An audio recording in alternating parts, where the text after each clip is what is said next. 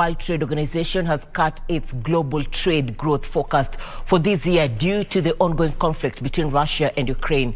The global trade body has lowered the previous 4.7% growth forecast to 2.5% due to the impact of the war and related policies. The cut is also linked to continuing global supply chain problems that started as a result of the pandemic. Details of this and more in our international business roundup.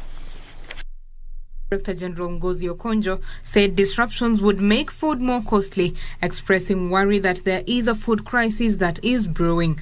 WTO says although Russia and Ukraine only make up about 2.5% of global merchandise exports, they are very, very significant in certain sectors. Supplies of many food products, including wheat and corn, have been affected following Russia's invasion of Ukraine. Industry groups have warned the EU faces a shortage of sunflower oil. In total, 46.9% of global exports come from Ukraine and 29.9% from Russia, according to S&P Global. But with Ukraine's ports closed, it is struggling to export it. Meanwhile, the governor of Sri Lanka's central bank has submitted his resignation as the country faces its worst economic crisis in decades. The announcement came after all of the country's cabinet ministers resigned. Angry protesters have also been calling for the country's prime minister and president to step down. A severe shortage of foreign currency has left the Sri Lankan government unable to pay for essential imports, including fuel. The island nation of 22 million people is suffering from its most serious economic crisis since independence from the UK in 1948.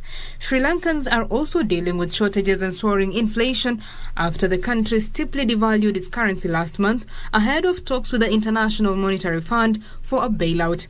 It comes as 26 of Sri Lanka's ministers have submitted letters of resignation, but not the Prime Minister Mahinda Rajapaksa or his brother, President Gotabaya Rajapaksa.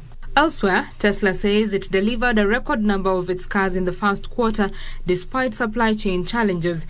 The electric car maker says it delivered more than 310,000 vehicles in the first 3 months of this year. That was almost 70% higher than for the same time last year. Chief Executive Elon Musk says the improvement came despite an extremely difficult quarter, including strict coronavirus policies in China, where Tesla has a so-called gigafactory. Tesla delivered 310,048 cars from the start of this year to the end of March, up from 184,800 a year earlier, according to figures released over the weekend. In South Africa, farmers are benefiting from agricultural technology demonstration centers, a model of agriculture development set up to boost food security. The centers, found in 23 countries in Africa, are ensuring transfer of agricultural technology and skills from China with the aim of improving the living situation of farmers across the continent. George Mudimu, a researcher at the Institute for Poverty, Land and Agrarian Studies of University of Cape Town, said the ATDCs will assist in grain production and promotion of agricultural technology against the food security of recipient countries. The goal of this ATDC was to, number one, experiment and demonstrate on agricultural the success story of China, personal training and technology extension. Then broadly, the goal of the ATDC... Betty Kiptum, Lunchtime News.